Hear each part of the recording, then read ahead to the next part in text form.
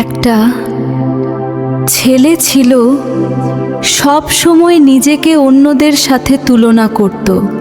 তার বন্ধু বিদেশে গেল, আরেকজন বড় চাকরি পেল, কেউ ব্যবসা করে সফল হয়ে গেল, আর সে একই জায়গায় দাঁড়িয়ে। রাতে সে আকাশের দিকে তাকিয়ে বলতো, আল্লাহ, আমি পিছিয়ে আছি কেন? একদিন সে একটা বৃদ্ধ লোকের সাথে দেখা করল। বৃদ্ধ বলল, তুমি কি কখনো গাছ লাগিয়েছ? ছেলে বলল, হ্যাঁ। বৃদ্ধ হাসল, সব গাছ কি একসাথে বড় হয়? কেউ 3 মাসে ফল দেয়, কেউ 3 বছরে, কেউ আবার 10 বছর পর ছায়া দেয়।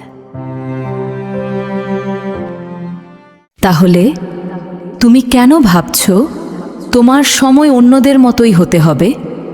যা তোমার জন্য লেখা তা কখনো তোমাকে মিস করবে না। ছেলেটা সেই দিন একটা জিনিস বুঝল, তার দেরি হচ্ছে না, তার সময় এখনো আসেনি। তাই অন্যের সাথে নিজের জীবন কম্পেয়ার করা বন্ধ করো, নিজের সময়কে বিশ্বাস করো, because what's meant for you will find you.